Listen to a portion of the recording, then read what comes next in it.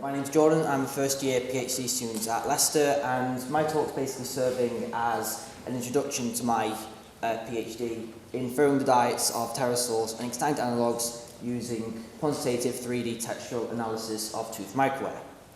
So, pterosaurs are an extinct group of flying reptiles which lived during the Mesozoic, and these reptiles exhibited huge morphological diversities, particularly in their skulls and dentition patterns. Now, in the past, paleontologists have often inferred the possible diets of pterosaurs by simply comparing the shapes of their teeth with those of extinct mammals and reptiles. For example, pterosaurs with short pointed teeth have often been inferred as insectivorous, whereas those with conical teeth have often been inferred as fish eaters. Now, this assumes that the form and inferred function of morphological features are directly linked. Now, this relationship is not always seen in extinct animals, and so there's no reason to assume why this should always be the case in extinct animals. So therefore, we need quantitative methods to try and infer the diets of pterosaurs and extinct organisms in general in order to representatively reconstruct their paleoenvironments.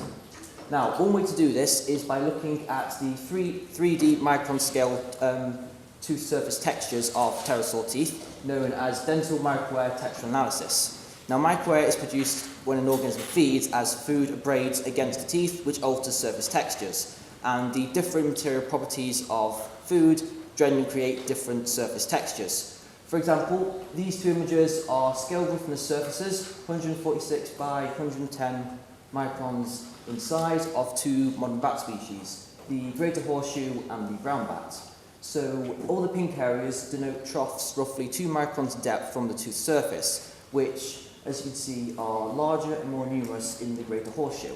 Now, this does reflect known dietary differences in these bats, as the greater horseshoe prefers insects with thicker cuticles, such as beetles, whereas the brown bat prefers insects with thinner cuticles, such as moths.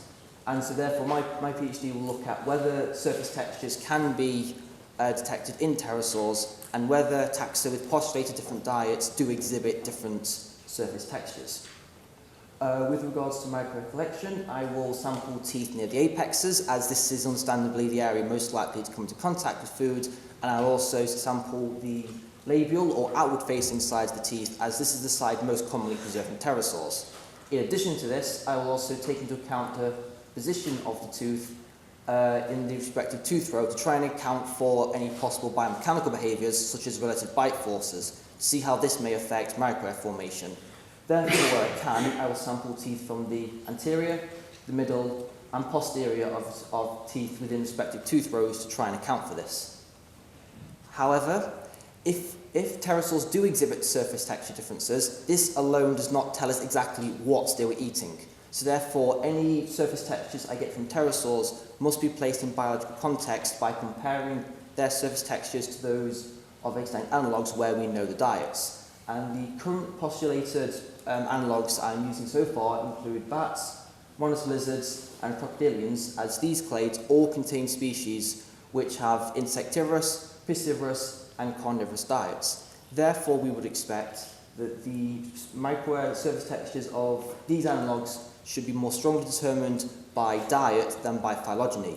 And so by comparing these surface textures to those of pterosaurs will hopefully lead us to more robust conclusions on possible pterosaur diets. And that's where I'm going to leave you, so thanks for listening.